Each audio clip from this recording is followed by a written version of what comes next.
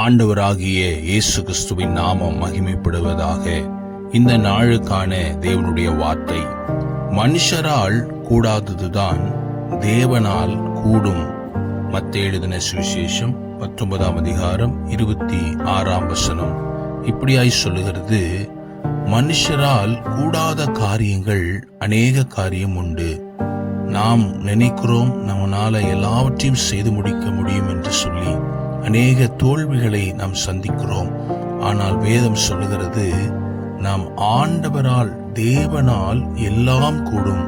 உங்களால முடியாத எல்லா காரியங்கள், அது என்ன பிரச்சனையானாலும் சரி, என்ன காரியங்கள் ஆனாலும் சரி, நீங்கள் தேவனிடத்தில் கொண்டு போகும்போது தேவனால் எல்லாம் கூடும்.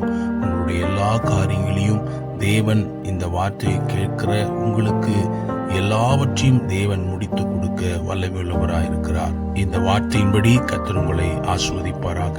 ஆமென்.